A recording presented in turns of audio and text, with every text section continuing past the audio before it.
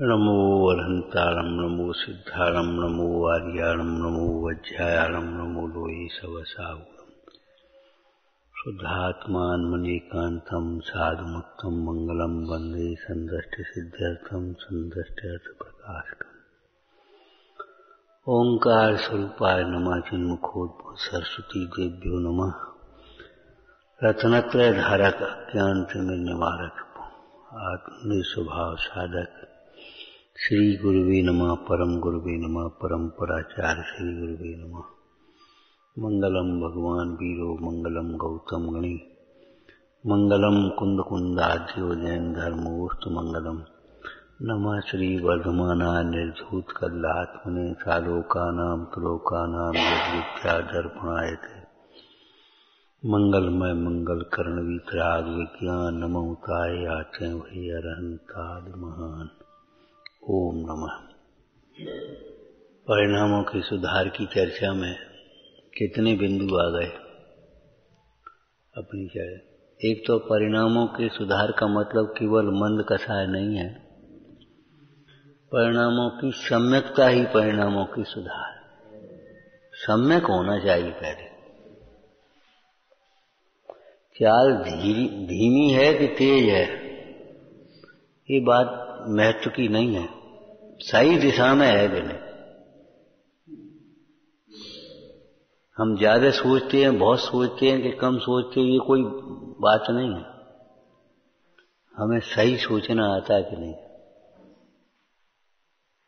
सही दिशा में सोचना, इसी का नाम तत्व विचार है।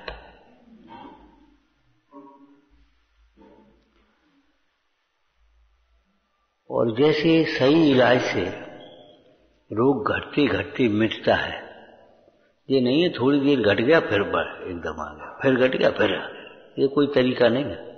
घटते घटते मिटता है।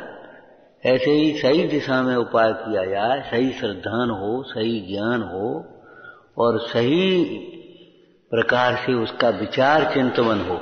आचरण में मुख्य रूप से विचार ही समझना चाहिए। आचरण में मुख्य रूप से विचार।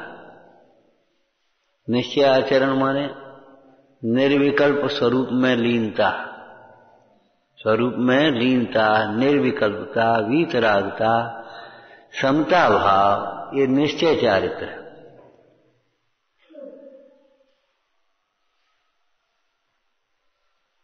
प्रवचन सार जी में आचार्य देव ने मूल गाथा में लिखा है, चारित्रम खल धम्मों में, आत्मा के मोह क्षोभ से रहित साम्य भाव को चारित्र कहते हैं।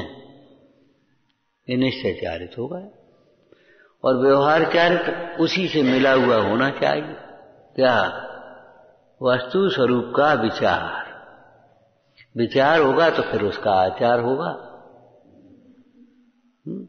अरे विचार स्वयं व्यवहार चारित्र कहा जाता है।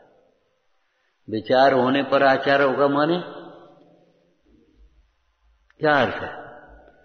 यदि हम सही दिशा में विचार करेंगे तो तत्संबंधी विकल्पों का समाधान हो जाएगा, भाव हो जाएगा उसका। जैसे सही दिशा में चलेंगे तो उसका गंतव्य की प्राप्ति हो जाएगी। अपन ने सोचा अब तो अपन को घर चलना है और सवेरे 5 बजे की गाड़ी है या 8 बजे की गाड़ी है और वहां से वो फलानी ट्रेन पकड़नी है। आपने सही सोचा सब प्लानिंग की, आप वहां पहुंच जाएंगे। और लापरवाही से चाहे किसी से पूछ लिया, उसने गलत बता दिया, वो 6 बजे गाड़ी है, वो गाड़ी निकल गई 5 बजे, तुम लौटना पड़ेगा, संकलेश होगा। एक बात हमने पहले भी कही थी, फिर कह रहे हैं, ध्यान रखना। जब मोह शत्रु है तो मोही जीव भी शत्रु समझना। जैसे शत्रुओं से सावधान रहते हैं, ऐसे मोही जीवों से भी सावधान रहना। अज्ञान शत्रु है तो अज्ञानी जीवों से भी सावधान रहना, खतरनाक है। अज्ञानी जीवों की मित्रता, अज्ञानी जीवों से सलाह करना खतरनाक है।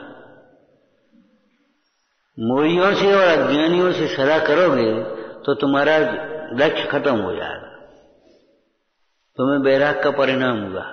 अब तुम सलाह करो। एक उस दिन कौन आया था, हमने वो भैया वहां पे सलाह की। किनसे सलाह की? अच्छे अच्छे शास्त्र पढ़े हुए लोगों ने सलाह की। अब शास्त्र तो पढ़े थे लेकिन वैरागी तो है नहीं, तो सलाह की। अरे भैया वो कौन है, कोई नहीं पूछता आजकल, फिर कोई व्यवस्था नहीं होती, अभी तो शरीर चल रहा है, बुढ़ापे में क्या होगा तुम्हारा, फिर अब उल्टी उल्टी सोच तुम्हारी बनी, अब सलाह क्या होगा। और आखिर जी बताओ, मम्मी पापा हैं उनकी भी सेवा करना, उनका वो तुम्हारा फर्ज है कि नहीं, जिन्होंने तुम्हें पाला पोसा है, पढ़ाया लिखाया है, और उनको ऐसे छोड़ देना ये कोई तुम्हारा ये कोई तरीका है? यही शंकरों से पूछा तरीका है कि नहीं। हम एक बात कहते हैं कि देखो भाई, विषयों में आसक्त होकर के स्त्री के कहने पर या और अपनी स्वार्थ बुद्धि से माता पिता से अलग हो जा, तब कछु नहीं, उनको छोड़ दिया, अब कोई बात नहीं। और वैराग के लिए छोड़ोगे तो तुम्हें इतनी बातें याद आ रही हैं जैसे तुम बहुत बड़ा कर्तव्य समझते ही होने के लिए।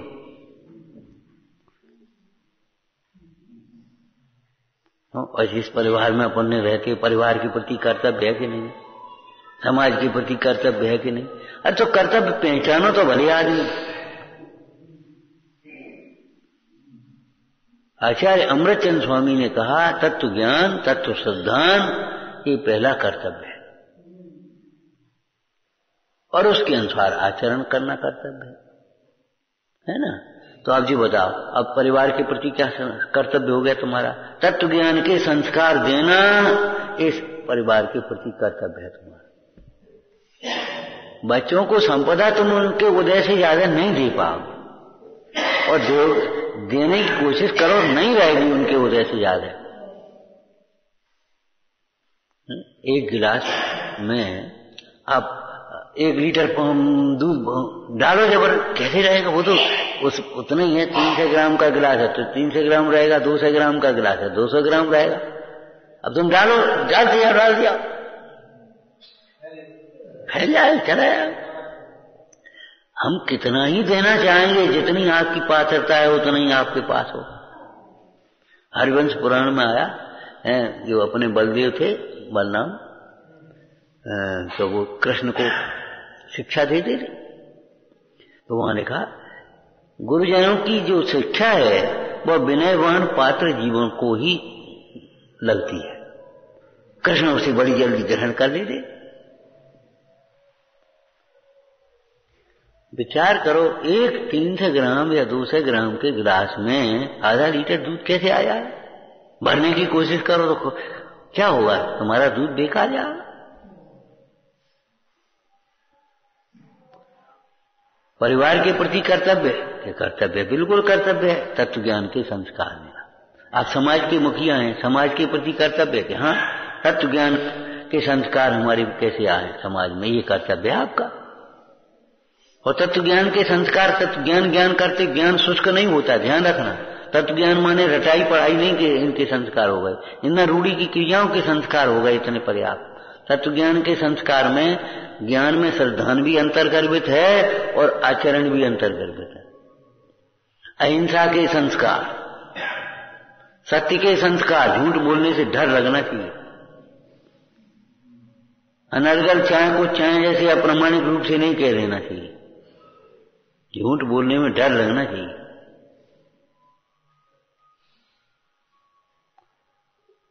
आचौर्य के संस्कार, शील के संस्कार, ये सब ज्ञान, तत्व ज्ञान के संस्कार के अंतर्गत गर्भित हैं। 2-4 बातों में सीमित मत कर लेना इन संस्कारों को। चल रही उंगली कि नहीं चल रही, देख लिया तो बस ऐसे सीधी कर ली, जीवन भर करते रहना, जीवन भर। हम कुछ हैं, जब तक ये समझ में घुसी रहेगी तब तक कुछ भी नहीं हो पाएगा, कुछ भी। बहुत स्पष्ट लिखा है साहब का चार में, पत्थर में जल नहीं समाएगा, नहीं समाएगा तो नहीं समाएगा। ये पत्थर का दोष है, जल का दोष नहीं है।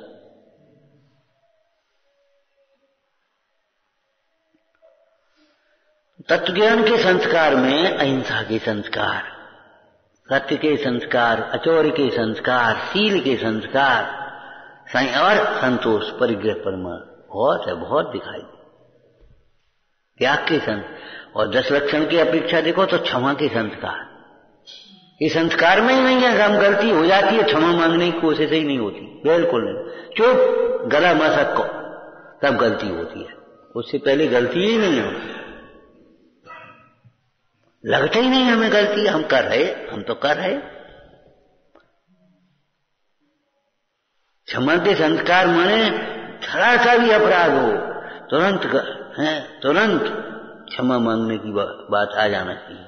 और कोई क्षमा मांगता है तो तुरंत क्षमा कर देने, मांगते की बात नहीं है, पहले ही क्षमा कर लेना चाहिए रिजर्व में। अरे गाड़ी भी ले जाते हो तो पहले ही पेट्रोल डलवा देगा, तब खत्म हो जाए, तब पहले ही क्षमा, सदैव क्षमा, सहज क्षमा, उत्तम क्षमा, अपने लिए क्षमा। अगर आप क्षमा जब तक नहीं करेंगे तब तक आपके मन में वो चलता रहेगा। अभी चर्चा चल रही थी डॉक्टर साहब से, देखो ये जो दर्द वर्द होते हैं ना, ये गैस बनती, दर्द बनती, वायु बढ़ती, धातुओं का क्षय भी एक कारण होता है। धातुओं का क्षय होना और ये जितनी भी संक्लेशता है, कलुषता चित्त की है, वो सब धातुओं के क्षय का कारण। चित्त में जो कलुषता है, क्रोध आदि जितने भी है, वो सब विकृति के कारण बनते।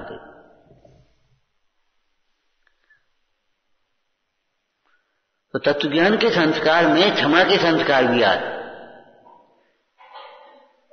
ज्ञान के संस्कार में ज्ञानमय समस्त भाव, अज्ञान में अज्ञानमय समस्त भाव। जरा सी बात में होती है जो तुझे ना, ये क्रोध के संस्कार हो जाते। अभिमान के संस्कार पर जरा सी ने, बस एक सी में, बस यानी क्या समझ लिया है। शास्त्रों के दृष्टांत है, चूहे को हल्दी गांठ मिल गई, उन्होंने सोचा पंसारी हम ही तो हैं। 2-4 जरा कुछ क्रिया करी, 2-4 कुछ पढ़ा लिखा, 2-4 पैसा हो गए, 2-4 जरा पेन पान लिया, कुछ हम कछु हो गए, इसका क्या संबंध। तो भैया ढंग से पहने करो कपड़े, कैसे कपड़े पहनते हो, कपड़ों का ज्ञान का क्या संबंध। हाँ, कपड़ों का ज्ञान का संबंध नहीं है, तो फिर हम कह रहे कैसे ही पहन रहे, जब संबंध नहीं है तो।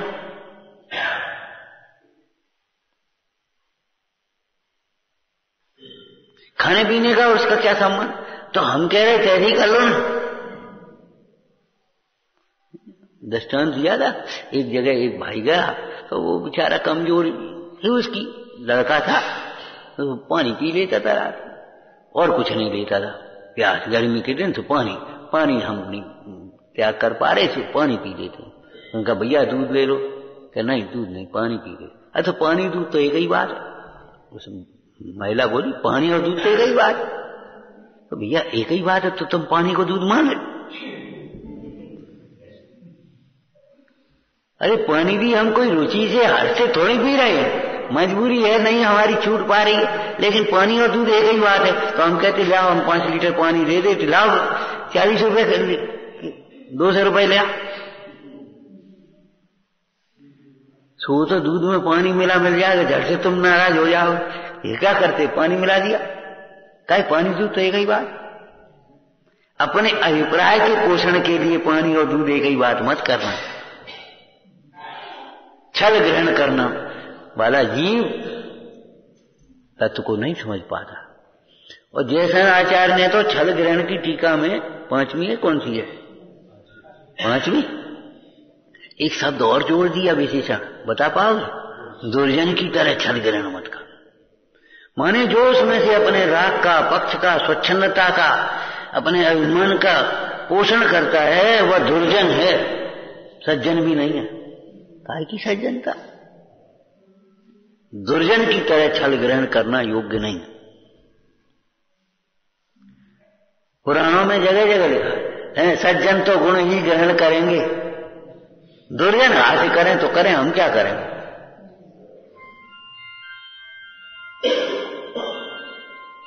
तो तत्व ज्ञान के संस्कार माने इतने कमजोर संस्कार नहीं है, इतने हल्के संस्कार नहीं है माने ज्ञान ही शरण है, ज्ञान ही आश्रय करने योग्य है। तो एक ज्ञान पर्याय थोड़ी आश्रय करने योग्य हो गई। वहां ज्ञान आश्रय करने योग्य माने आत्मा आश्रय करने योग्य। ज्ञान का अर्थ आत्मा लेना होगा, ज्ञान का अर्थ आत्मा लेना होगा। ज्ञान ही मोक्ष मार्ग है, ज्ञान में वेतम शिव हेतु। तो वहां ज्ञान का अर्थ सम्यक दर्शन ज्ञान चार के देना होगा। और लेना क्या होगा, वो होते ही है सम्यक दृष्टि भवत नियतम ज्ञान वैराग्य शक्ति। नियम से उसके एक साथ ही में होते हैं। बहुत लोग ऐसा कहने लगते कभी कभी, अकेले ज्ञान से क्या हो जाता है। हमने कहा अकेला ज्ञान होता ही नहीं। कौन ने कह दिया अकेला ज्ञान होता है? तो तुम्हें लगता क्यों है कि तुम जिसे ज्ञान मानते हो ज्ञान है नहीं ना।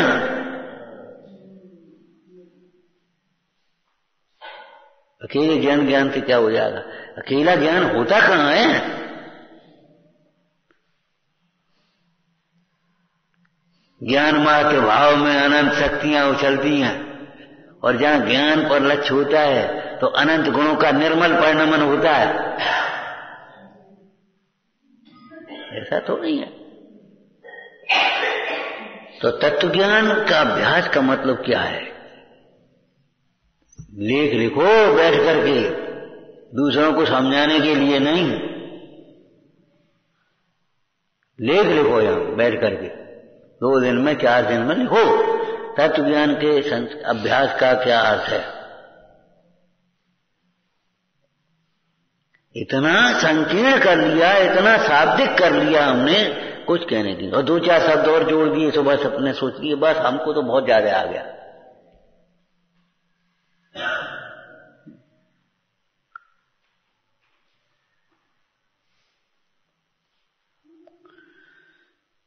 तत्व ज्ञान के का अभ्यास ये परिणामों की निर्मलता का, सम्यकता का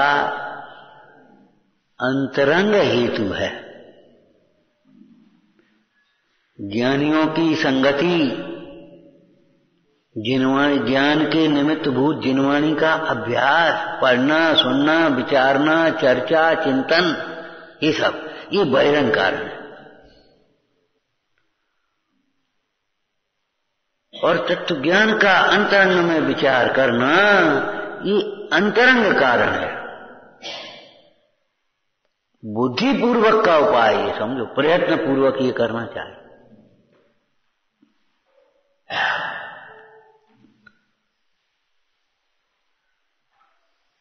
खाली क्रियाएं मत सीखो, क्रियाओं से वेद ज्ञान सीखो, और क्रियाओं के माध्यम से परिणामों की निर्मलता करना सीखो। कि 2 क्रियाएं ऐसी करने लगे तो बस अभिमान में चढ़े, अब नहीं मुंह से बोलेंगे। लिखा है काऊ सो न बोले, फूलो अभिमान में न पाऊं धरे धरती पे, हृदय में करनी विचारे उत्पात की। वह रही हमारी दशा बगुले जैसे पात की। फिर ऐसा उड़ता है बगुले पत्ता, बगुले में बवंडर में पत्ता उड़ता हुआ देखा तुमने? ऐसा चित्त उड़ता है, फिर जाने कहां का कहां पहुंचता है, जाने कहां कल्पना दौड़ती। अभी हमने सवेरे कहा, जाने कौन से बोले, बच्चे तो अब ऐसे माला फेर रहे हैं, पर छुट्टी हो तो घरे जाना। हमने कहा छुट्टियों में घर नहीं आना है, बच्चों को कह देना अभी फोन न कर लें, वे 2 दिन पहले ही लेवाने आ गए। बिल्कुल कोई छुट्टी बुट्टी की व्यवस्था नहीं है। क्यों? छुट्टियों का समय ही तो जो बेसमेंट कमजोर है, हिंदी, अंग्रेजी, ग्रामर, तुम्हारा गणित, उसको पूरा करने के लिए और धर्म की पढ़ाई कराने के लिए। अब छुट्टियों में घर भग गया तो फिर हम क्या करेंगे? और फिर आ गए जब स्कूल खुल गए तो स्कूल की पढ़ाई अब कर रहे, अब वहां की पढ़ाई अधूरी हो गई। बाद बाकी और भक्तियां हैं, कार्यक्रम है, वो तो सब छुट्टियों में सिखाने की बात है। बोले वे तो अब ऐसे हमारा फेर रहे, क्या छुट्टी हो घर है भगत? मैंने कहा बिल्कुल, इसी का नाम बचपना है, इसी का नाम बचपना। तो ऐसे ही मन जाने कहां होता है। बहुत दिन हो गए, अब चलो घूमे और प्लानिंग कर ली, वहां से फोन लगा लो, वहां से कर ली, वहां से कर ली, और हमारा मन जो है बस हो खत्म मामला। ज्ञान के बिना स्थिरता होती नहीं। स्थिरता का नाम आचरण है, एकाग्रता का नाम आचरण है।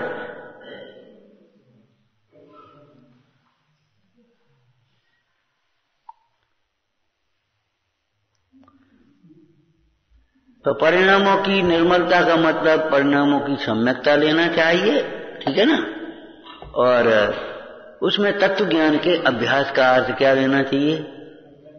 स्वरूप, वस्तु के स्वरूप का अंतरंग में बारंबार विचार करना। तत्व ज्ञान का अभ्यास का मतलब क्या है? वस्तु के स्वरूप का अंतरंग में बारंबार विचार करना। पंडित जी के शब्दों में कहो, गुरुओं के कहे हुए अर्थ का अंतरंग में बारंबार विचार करना। ये तो हो गई परिभाषा और उसका प्रयोग। वस्तु के स्वरूप का क्या मतलब है? मैं आत्मा हूं, ऐसा बारंबार विचार करना। हर समय विचार करते हो, बुखार आया, मैं तो आत्मा हूं, मुझे कहां से आएगा? दर्द हुआ, सिर में दर्द है, नास्ती तुरंत अनेकांत लगाओ, सिर में है, आत्मा में नहीं। हंसने की बातें नहीं है। लोग कहेंगे यार जब तुम्हारा हो तब तुम्हें पता पड़े। अरे हमारा हो तब तो पता पड़े, हमारा कभी होगा भी नहीं। और सच कह रहे हैं, ऐसे निश्चिंतता प्रसन्नता अगर रहेगी, रोग फटक नहीं पाएंगे तुम्हारे।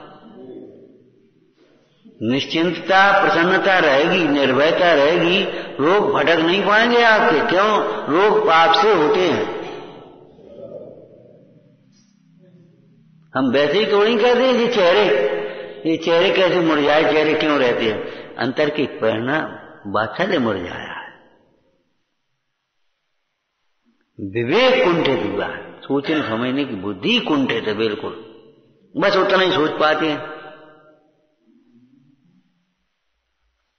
एक प्रसंग लिखा है चौथे अधिकार में, राग द्वेष का विस्तार। राग द्वेष का विस्तार, विस्तार का क्या मतलब है? देखो अज्ञान होता है ना, अब जैसे देह को अपना माना, तो देह को अपना मानते ही विस्तार से अलग हो गया समझ में। जैसे विवाह हुआ, तो विवाह माने एक पत्नी के साथ विवाह हुआ अकेला, लेकिन दो का विवाह नहीं है। विवाह माने बहुत विस्तार हो गया। ये सास है, ये ससुर है, ये ससुराल है, ये साला है, ये साली है, ये फलाने हैं, ये फलाने हैं, यानी कितने रिश्ते हैं। ऐसा थोड़ी है विवाह माने बस हमें कल से कोई मतलब नहीं। क्यों भाई? विवाह माने आप हमसे, हमें कल से कोई मतलब नहीं, इतना होता है क्या? विवाह का मतलब क्या हुआ? ये पत्नी है, जहां ये आई तो ये ससुर हो गए, ये सासू हो गई, ये माँ, डबल हो गए। जितने माँ के साथ थे उतनी फिर अब डबल हो गए। आदि माँ आदि पत्नी से नाते प्रत्यक्ष दिखाए। यदि स्त्री से विमुक्त देखो तो नहीं किसी से भी नाता। माँ को अलग करके देखो, अब कौन से नाता? कौन से पिता कहो, कौन से चाचा कहो, कौन से मामा कहो, कौन से भैया कहो, वो कौन? माँ को अलग करके देखो, और माँ को अलग कर, शरीर को अलग करके देखो, अब कौन का माँ? आत्मा की माँ बोलो। तो जहां शरीर में अपनापन आया, ये लगने शरीर में हूं, बस ये समझ लो निश्चित बात है, निश्चित बात है। जब शरीर अपना मानेगा तो आज हमारा जन्मदिन है, हमारी जन्मभूमि है ये, फिर उसको लगेगी नहीं ये जन्मभूमि है। जहां हमने आत्मा को सीखा ये हमारी जन्मभूमि है। कहां का सद्भुत व्यवहार, सारे व्यवहार झूठे हो गए। क्यों? शरीर आश्रित व्यवहार। इसलिए मिथ्या दृष्टि का जो व्यवहार है वो भी झूठा है। क्यों? शरीर आश्रित व्यवहार है, आत्माश्रित व्यवहार नहीं है। ये हमारा मित्र, काय का मित्र? चुपचाप खिला देता है, पिला देता है, हमारी इच्छा पूर्ति कर देता है, ये कोई मित्र है? शत्रु है। राग शत्रु है तो राग का पोषण करने वाला रागी जीव, स्वार्थी जीव शत्रु मित्र कैसे हो सकता है?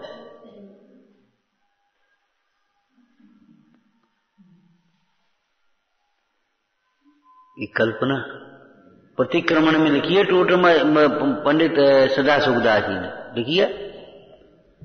जिसने हमारी इच्छा पूरी नहीं करी, हमारी प्रशंसा नहीं करी, हमारे दोष को कह दिया है, तो उसे हमने शत्रु मान लिया। सो अज्ञान से उत्पन्न विपरीत कल्पना है। अगर तुम आत्म दृष्टि से देखो तो कोई शत्रु है ही नहीं विश्व में, और पर्याय से देखो तो आत्मा का विस्मरण अज्ञान यही शत्रु है। अज्ञान से बड़ा शत्रु नहीं है। क्रोधाधिक भाव शत्रु हो गए अज्ञानमय भाव में, ठीक है ना।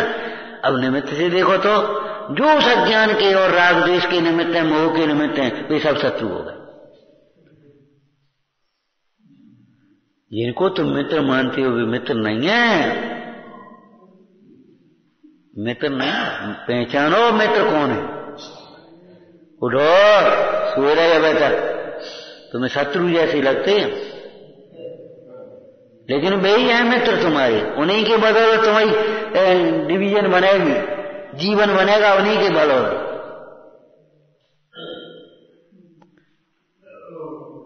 उस दिन क्या कह रहे थे जब नशे मोड़ रहे थे, बचाओ इनसे बचाओ। अरे ये तुम्हें दर्द से बचाएंगे? तुम्हें होश है? इनसे बचोगे तो दर्द से नहीं बच पाओगे। धर्म धर्मात्मा धर्मात्मा से दूर रहोगे, बचोगे तो दुख से नहीं बच पाओगे कभी।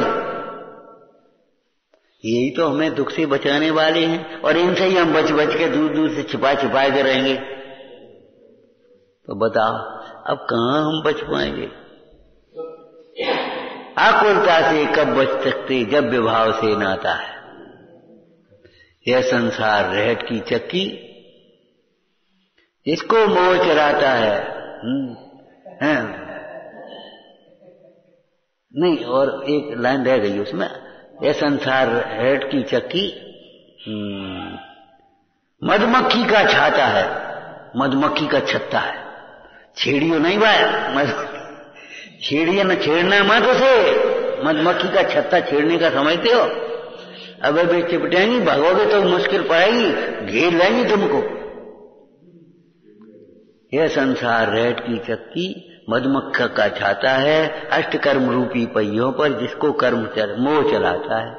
राग द्वेष जो बैल जुटे हैं, राग द्वेष जो बैल जुटे हैं, और यानी क्या कर्मों से क्या नाता है भूल गए हम भाई, नहीं देख लेना उसका भाव। और आकुलता से कब बच सकते जब विभाव से नाता है, ये है मुद्दा।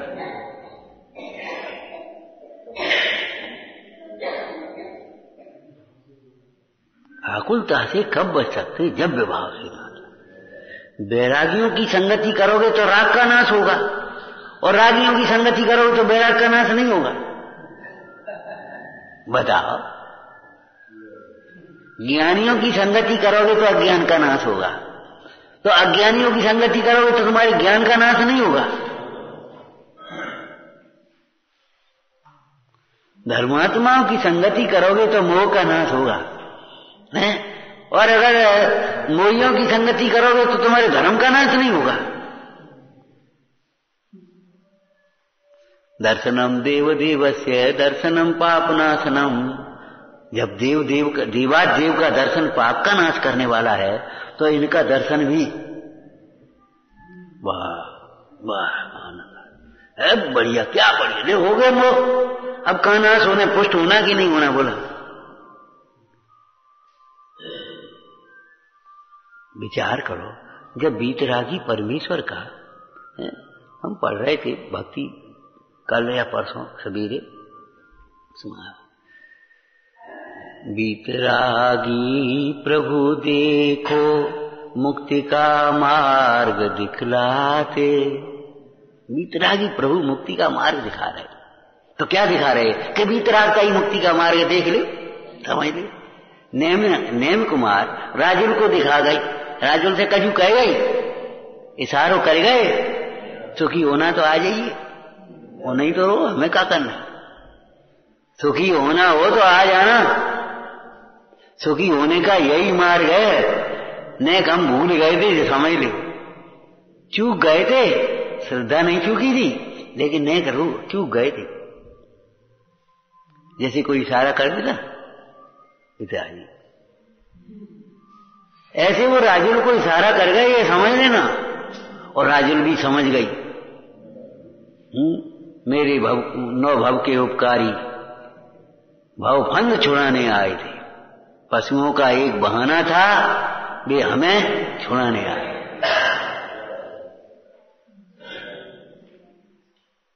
ये भली प्रकार से समझना चाहिए। तत्व ज्ञान का अभ्यास कहां करोगे, कहां करोगे अभ्यास? अज्ञानियों में रहकर के तत्व ज्ञान का अभ्यास करोगे क्या?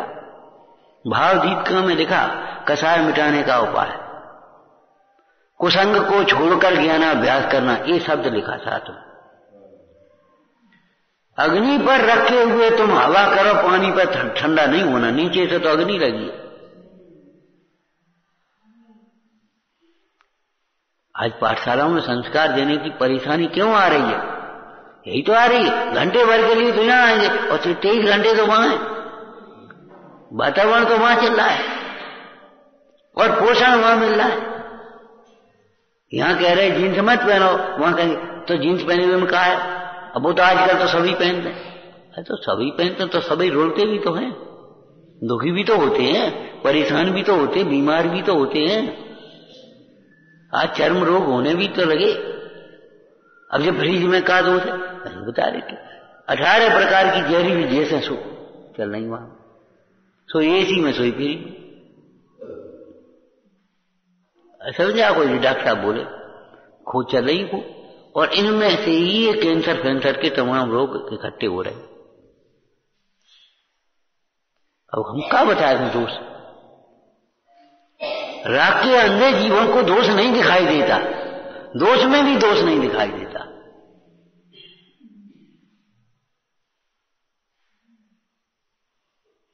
शीलवान पुरुष को दुनिया की सारी महिलाएं हैं बहन समान दिखाई देती हैं, और राग में अंधा हो जाए तो बहन बहन नहीं दिखाई देती। ऐसे भी 2-4 पुराण दृष्टांत तो आई गए हमारे पढ़ने में भी, कि राजा कामातुर हो गया, दुखी हो गया, और अपनी पुत्री के साथ ही उसने विवाह कर लिया। हरवंश पुराण में भी आया। रानी फिर चली गई, अपने पुत्र को लेकर के दूसरा नगर बसाया वहां।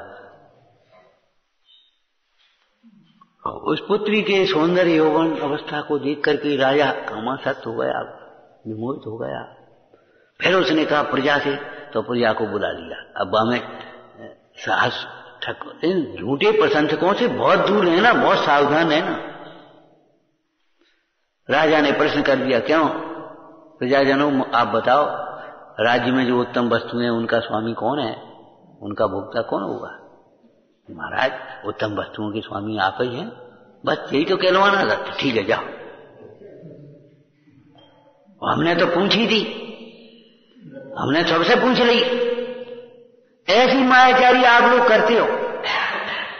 वो सब जने कह रहे थे, सब जने हो रहे थे, जो तुम्हारी इच्छा के अनुकूल है वो सब जड़ से सुन लेते, उसका पोषण कर लेते। वो डॉक्टर ने कह दी चाय का चूखा। डॉक्टर ने कह दी, कौन से डॉक्टर ने कह दी? हम तो बुला लो, हम तो बल्कि शक्ल देख लें। अरे जब हमारे चिकित्सा शास्त्र में सबरे पथ्य कुपथ्य अनुपान सब लिखे हैं, तो कौन से डॉक्टर ने कह दिया चाय का चूखा? हमने कहा डॉक्टर ने कह दिया चाहे कुछ खाओ, तो हम कहते हैं मूंग की दाल खाओ खेली। कचौड़ी खा के कहां से तुमने निकाल दिया? वहां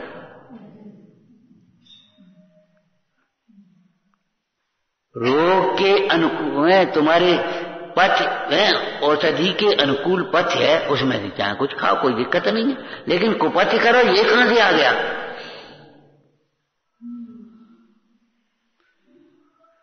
राग में ज्ञान नहीं होता, ये परम सत्य बात है समय सार जी की। राग में ज्ञान नहीं होता, और राग जहां हावी हो जाता है, तीव्र हो जाता है, फिर ज्ञान नहीं रहता।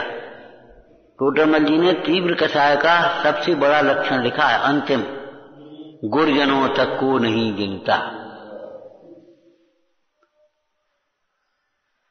गुरजनों तक को नहीं गिनता, और चारों कषायों में लिखा है। तीव्र क्रोध हो तो गुरुजनों का भी तिरस्कार करेगा, तीव्र मान हो तो गुरुजनों तक का अनादर करेगा, तिरस्कार करेगा, उनको नहीं गिनेगा।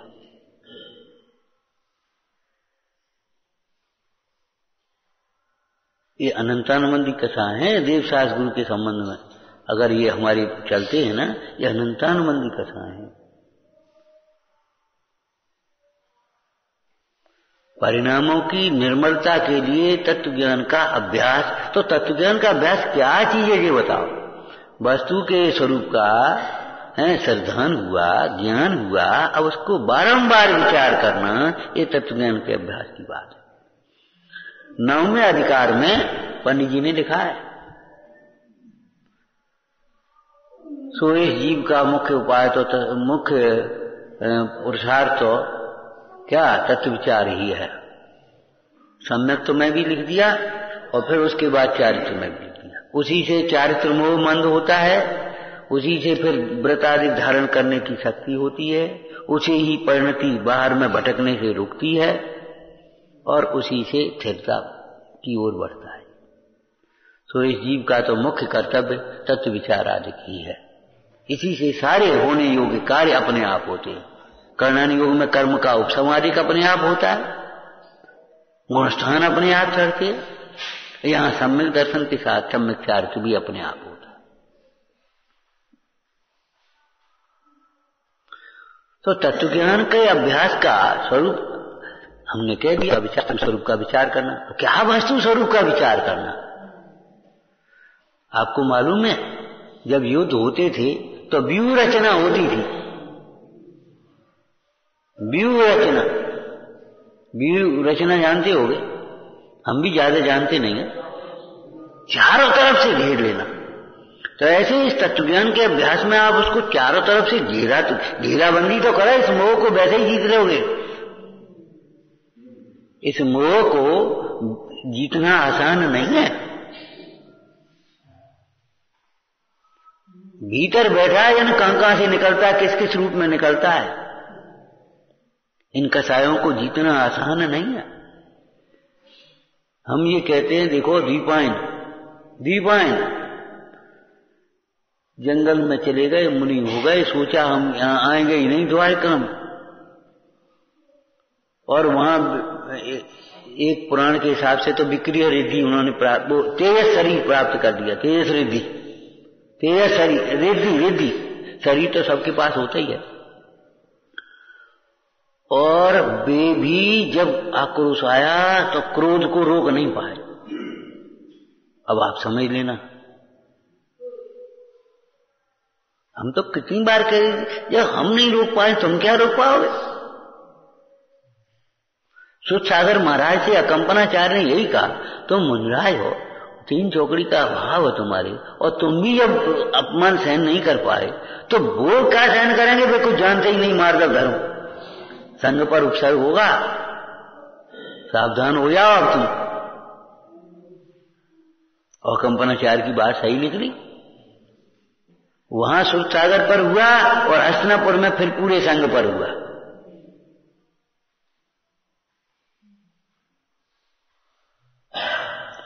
तो तत्व ज्ञान का अभ्यास, इसकी व्यूह रचना करवा। हमारे आचार्यों ने एक तरह की तुलना में समेट्री बना ली। आश्रम के 57 भेद किए, तो उन्होंने संबर के भी 57 भेद सामने खड़े कर दिए, सामने खड़े कर दिए कर दिए कि नहीं। हालांकि वे अलग हैं। तुम्हें कभी पढ़ाई नहीं, तुम सोचते नहीं हो, लेकिन 57 के सामने 57 रख दिए।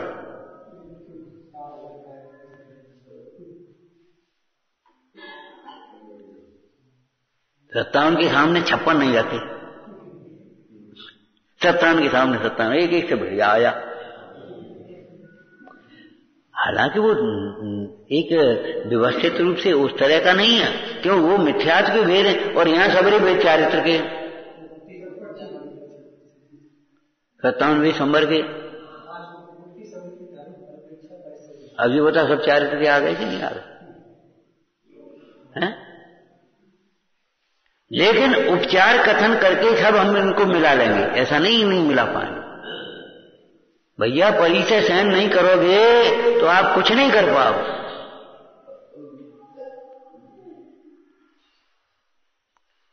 हम कई बार बच्चे कह देते ना, इतनी हमने अपने पिताजी की सहन नहीं करी। हमने कहा इसीलिए दो से भटक रहे हो तुम, हमसे सहन नहीं होती। अरे सहन तो करनी पड़ेगी, सहन नहीं खाओगे दर्द निवारक गोलियां खाते रहोगे फिर रिएक्शन होगे, क्या करोगे बोलो? थोड़ी बहुत पीड़ा सहन भी करना सीखो, भूख प्यास सहन करना भी सीखो। संक्लेश मुक्त मनसा, संक्लेश, हाँ आगे क्या लिखा? निमित्त भीते, संक्लेशता के निमित्त पग पग पर हैं, पग पग पर हैं। और उन निमित्तों में तुम्हें संक्लेश परिणाम न हो, इसलिए पहले ही संक्लेश मुक्त मनसा परिसह परसोडव्या। उमा स्वामी महाराज ने तो मार्गाच्यवन निर्जरार्थम परसोडव्या परिसह इतना सूत्र लिख दिया। अमृतचंद स्वामी ने उसको विस्तार कर दिया, टीका करी है कि संक्लेश के निमित्त जगह जगह हैं, क्रोध के निमित्त जगह जगह हैं। अब तुम्हें उन प्रसंगों में क्रोध न आवे तो तुम आप पहले से ही क्षमा भाव को बढ़ाओ, बड़ा आक्रोश वचन परीक्षा सहन करना सीखो।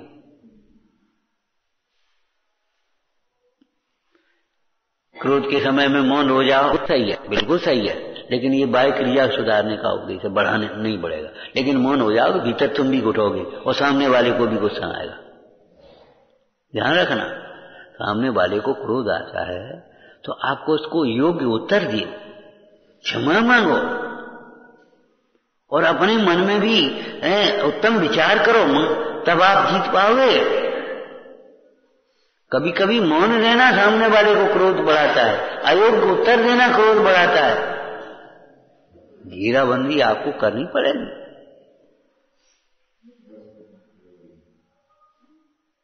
सब रोगों का एक ही इलाज होता है और फिर भी सब रोगों का अलग अलग एक इलाज होता है। ऐसे ही सब दोषों को निकालने का एक ही उपाय है और अलग अलग दोषों को निकालने के लिए अलग अलग उपाय है। एक एक उपाय को देखो। अब वात्सल्य नाम के दोष को मिटाने के लिए वात्सल्य का प्रयोग बिल्कुल एक संकल्प करना पड़ेगा। अप्रभावना के दोष को मिटाने के लिए प्रभावना के सामने लेना पड़ेगा। विचिकित्सा दोष को निकालने के लिए निर्विचिकित्सा सामने लेना पड़ेगा।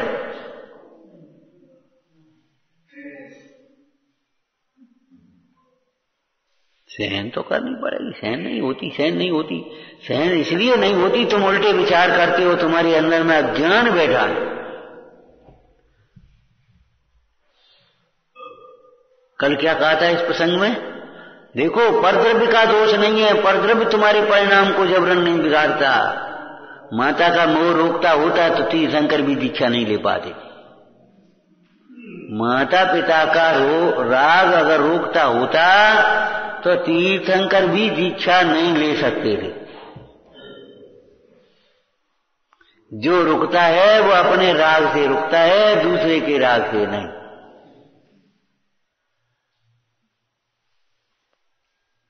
परम सत्य बात है। दोष किसी को दे दूसरे को, यह अज्ञान है। वास्तव में दोष अपना ही होता है।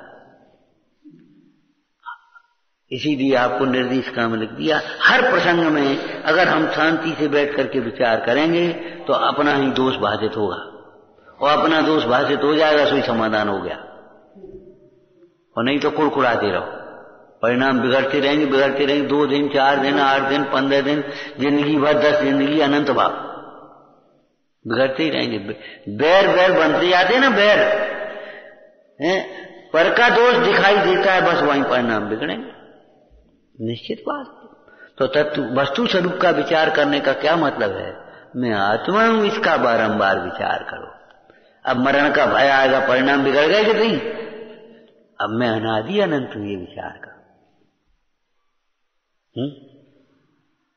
क्या करें, मुझे ज्ञान ही नहीं, मैं कुछ समझता नहीं, मैं कुछ नहीं जानता, मेरे वैसे मैं तो बिल्कुल अनजान, मैं सहज ज्ञान स्वरूप हूं, ऐसा विचार करो।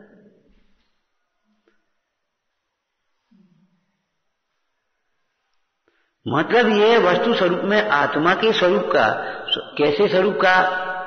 अनेकांतात्मक स्वरूप का, अनंत धर्मात्मक स्वरूप का विचार करो। और जिस धर्म के संबंध को तात्कालिक प्रासंगिक रूप से आपको ग्रहण करना हो, वहां ग्रहण कर दो। जब सुख की कल्पना हो, परिणाम बिगड़े, तब सोच लेना मेरा सुख तो मेरे में है, मैं तो सहज सुख स्वरूप हूं, स्वभाव से आनंदमय हूं, इसकी कोई जरूरत नहीं।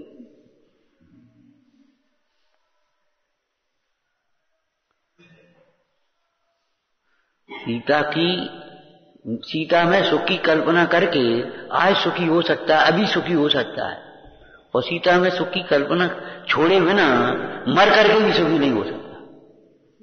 हे दशानन, अब कोई जो दशानन तेरे भीतर बैठा है सुने, दशानन बाहर थोड़ी है, भीतर बैठा है दशानन।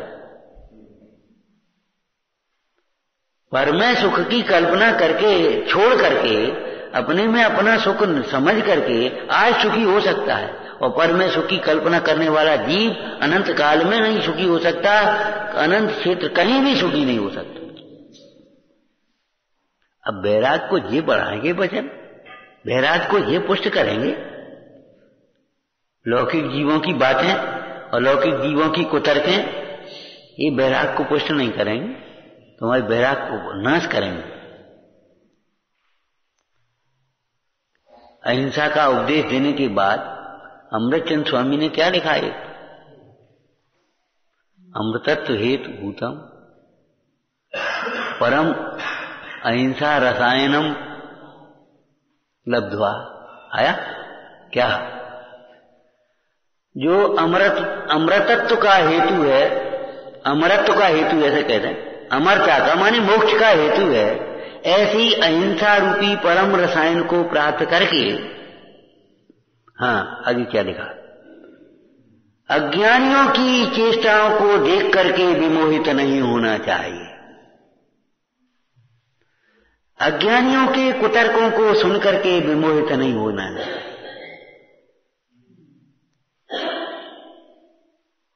ये सर्वत्र लगा लेने लायक है।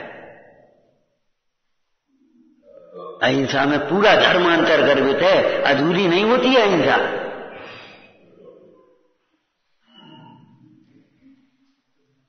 अहिंसा माने आत्मा का आत्मा में परिणाम। वीतरागता तेषा मेवोत्पत्ति हिंसेत इज्जिनागमत संक्षेप अपराधुर्भाव खलु रागादीना।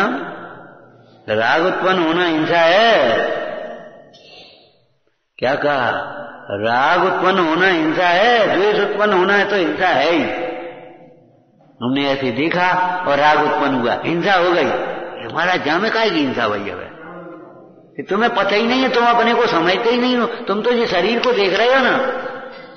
तुम्हें पता है ज्ञान की हिंसा हो गई, वैराग की हिंसा हो गई है। शिष्य भी बगल में बैठा था, गुरु महाराज भी बैठे थे, सुंदर स्त्री ने आकर के नमस्कार किया, शिष्य की ऐसी निगाह कर ली और फिर ऐसे देखने लगा और फिर निगाह नीची कर ली। स्त्री चली गई नमस्कार करने के बाद। गुरु ने शिष्य से कहा प्रायश्चित करो। महाराज अबे काम में क्या करो, क्या करो, क्या नहीं करो, और क्या करोगे, और क्या करोगे ये बता।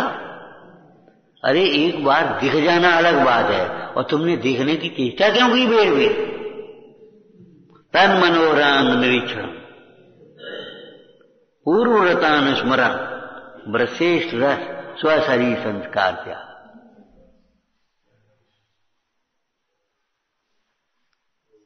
परिणाम बिगड़ते हैं। कैसे बिगड़ते हैं? कैसे बिगड़ते हैं बता?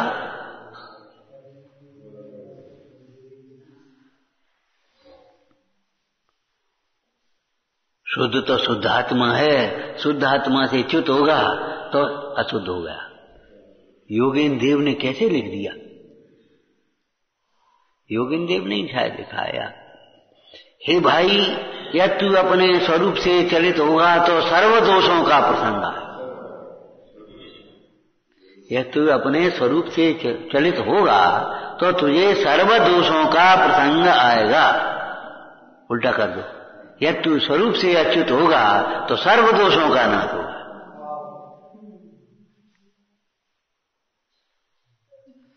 स्वाध्याय खेल खिलौना थोड़ा ही है, भाषण थोड़ी हो, ये लेक्चर थोड़ी है। पुस्तकों में से तैयार करने के बाद लेक्चर होते हैं, जैसे लेक्चर नहीं है ये तो यथानुभूत मार्ग है। वस्तु स्वरूप का विचार माने आत्म स्वरूप का विचार। दूसरा शब्द कल क्या कहा था, आगे बढ़ाया था, आज भी इतना ही कहेंगे। बोलो, देह की भिन्नता का विचार, ये वस्तु का स्वरूप है। भिन्नता ही शुद्धता, भिन्न जाना और शुद्ध परिणाम आ गया। और जब अभिन्न जाना सो अशुद्ध परिणाम आ गया, मिथ्यात्व आ गया, कसाय आ गई। देह आदि की भिन्नता का विचार करना, वस्तु स्वरूप का विचार करने का मतलब है देह की भिन्नता का विचार। और देखो, हल्की बातें नहीं है, हल्की नहीं है, देह भिन्न है। हाँ, अरे जब देह ही भिन्न है तो ये जन्म और जन्म भूमि और जननी और जनक और ये मित्र और परिवार और समाज, ये गोत्र कुल, ये हमारे कहां से आ गए? अब जो तुम्हें वासना अंदर में आई उसी के पीछे एकदम हथौड़ा मार दो। घन, ये घन है, प्रहार करो उसमें। हमारा जन्मदिन, कहां का जन्मदिन, किसका जन्मदिन? जब देह अपनी नहीं है तो जन्मदिन कहां से आ गया? तन उपजत अपनी उपज जान। अब जब तन नहीं है तो विचार करो कहां से जन्म हो गया, कैसा व्यवहार है? ऐसा व्यवहार होता है। व्यवहार के पहले एक शब्द जोड़ते हैं, मोक्ष मार्ग का व्यवहार। समझ में आया ना? मोक्ष मार्ग का व्यवहार कसाय की मंदता रूप होता है। मोक्ष मार्ग का व्यवहार कसायों की मंदता रूप होता है। लौकिक व्यवहार में कसाय की तीव्रता धरी है, उनकी बातें नहीं कर रहे हैं। मोक्ष मार्ग के व्यवहार में कसाय की मंदता है। ये व्यवहार कैसे हो जाएगा जिसमें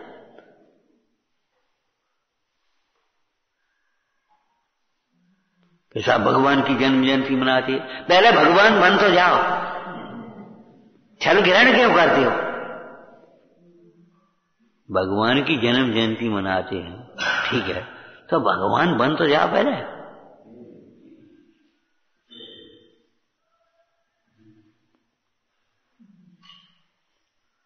कहां की जन्मभूमि, कहां की जननी, कहां का परिवार? बोलो, देह अपना नहीं है। ब्रह्मचर्य में लिखा है, ब्रह्मचर्य धर्म में, देह से विरक्त। देखो, एक बहुत सुंदर अर्थ किया, बता दें एक लाइन। ब्रह्म नाम आत्मा का है, ब्रह्म नाम आत्मा का है, तो अब ब्रह्म क्या हो गया? अनात्मा। समझ में आया? अर्थ समझ में आया? आचार्यों का क्या सुंदर अर्थ किया। माने शरीर अब्रह्म है, शरीर जो है ना वो अब्रह्म है, ब्रह्म नहीं है ना। ये शरीर ब्रह्म है क्या? अब्रह्म हो गया, न ब्रह्मम अब्रह्मम। आत्मा नहीं सो अनात्मा हो गया, जीव नहीं सो अजीब हो गया, जैन नहीं सो अजैन हो गया कि नहीं हो गया? तो ये बताओ, ये अब्रह्म माने क्या हुआ? शरीर। तो शरीर में रत होना किसी भी प्रकार से ये अब्रह्मचर्य, और शरीर को अपना मानना यह ब्रह्मचर्य का मूल है। शरीर को अपना मानना ये अब्रह्मचर्य का, कुशील का मूल है। और शरीर से भिन्न अपने को आत्मा समझना, ये सम्यक दर्शन, ये ब्रह्मचर्य का मूल है। जो अपने को ब्रह्म स्वरूप समझे बिना ब्रह्मचारी हूं मानता है, वो ब्रह्मचारी है। ब्रह्मचारी, ब्रह्मचारी नहीं रहा। कैसा ब्रह्मचारी? तो शरीर को अपना मान रहा है। और जब शरीर को अपना मानने का अर्थ है तो क्या लिखा है? शरीर पर्यंत समस्त पर पदार्थों को अपना नहीं मानना। ये है शरीर को अपना नहीं मानने का। जैसे गृह त्याग का मतलब समस्त परिग्रह का त्याग। रखोगे कहां, उठाओगे कहां? गृह त्याग का मतलब है घर जैसी, गृह त्याग का मतलब समस्त परिग्रह का त्याग। ये चरणान योग के अर्थ हैं।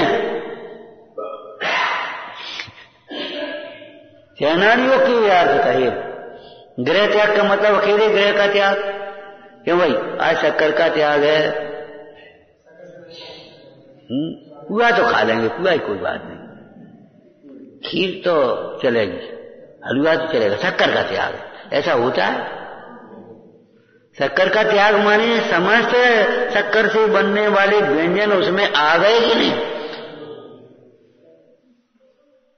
तो देह का त्याग का मतलब क्या है? देह से संबंधित सबरे।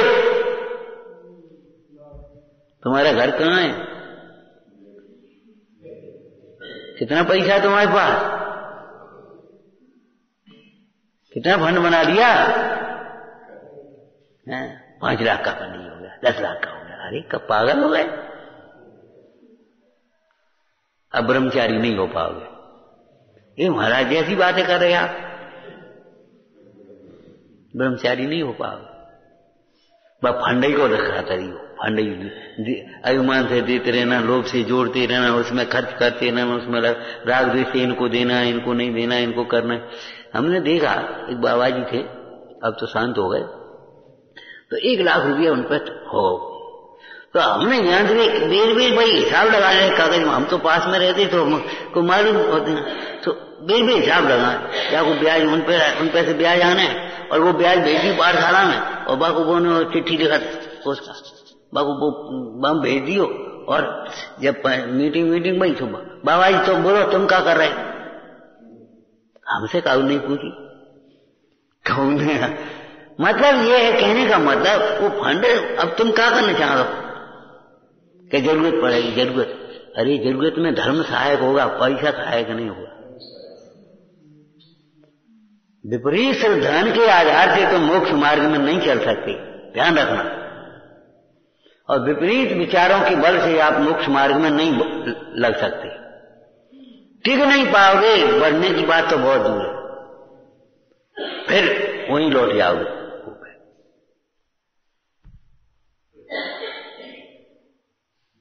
ये लिखा है तत्व ज्ञान के अभ्यास से परिणाम सुधरने का। अभी तो हमने कहा जीव तत्व और अजीव तत्व का एक अंश का है। अब बाद बाकी और विचारना, ये अध्रुव का विचार करना। अध्रुव जो है उसका स्वरूप है ये अध्रुव, इनका स्वरूप है आचरणपना। फिर आश्रव तत्व का विचार करना, फिर बंध तत्व का विचार करना, संवर तत्व का विचार करना, और फिर संवर तत्व के धारकों का विचार करना, गुरुओं का, और फिर निर्जरा का विचार करना, वे कैसे निर्जरा कर रहे। ऐसी बढ़िया, ये थोड़े ही बस अपने 2-4 परिभाषा रखी और बस हो गया, और कर लिया बस हो गया। तत्वज्ञान का अभ्यास, तत्वज्ञान का अभ्यास, बस हो गए। अभ्यास माने पढ़ते और नेक नेक में मन मलिन करते रहे, बस भीतर भीतर घोलते रहे। ये तो बहुत करुणा से लिखा है ग्रंथ। हाँ, तत्व ज्ञान के अभ्यास से परिणाम निर्मल होते ही हैं। ये प्रबल उपाय है, अंतरंग उपाय है, मूल कारण है। ये बुद्धिपूर्वक का उद्यम है।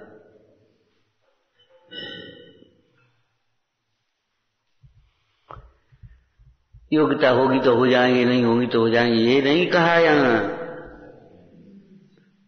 दृष्टांत में से बताना, 7वें अधिकार के दृष्टांत में से एक ऐसा उपाय है जैसे पुत्र के अर्थी का विवाह आदि करना, ऐसा उपाय है। पुत्र के अर्थी को जैसे विवाह आदि करना ये बुद्धिपूर्वक का उपाय है, ऐसे ही राग आदि के अभाव का तत्व ज्ञान का अभ्यास करना, विचार करना, ये बुद्धिपूर्वक का उपाय है। ऐसा उपाय है जिसके बिना संभव कल्पना ही नहीं है। विवाह के आदि के बिना कल्पना हो सकती है पुत्र की? ऐसे ही यहां समझ लेना कि तत्वाभ्यास के बिना कल्पना हो सकती है परिणाम की निर्मलता की? नहीं घटे। तुम्हें लगने लगेगा, लगना अलग बात है, भ्रम से लगना अलग है। कैप्सूल चले गए ना आजकल, कैप्सूल 15 दिन में ऐसा लगने लगा कछू हो गए ऐसे। हाँ सही बता रहे, ऐसी स्थिति मत करना, वो कैप्सूल बहुत खतरनाक है। अवक्ष भी है, हमें ज्यादा मालूम नहीं है इसलिए हम यहां नहीं बोल पाएंगे। वो अवक्ष भी है और हानिकारक भी है। कैप्सूलों से मोटे होने की कल्पना मत करना। ऐसे ही 2-4 क्रियाएं और पढ़ने के हिसाब से तुम अपने में बस मत सोच लेना कछु देखो हम बढ़ गए, पहले हम कुछ नहीं जानते थे, पहले हम कुछ नहीं करते थे, अब हम बढ़ गए। ध्यान रखना, गहरा अभ्यास करना।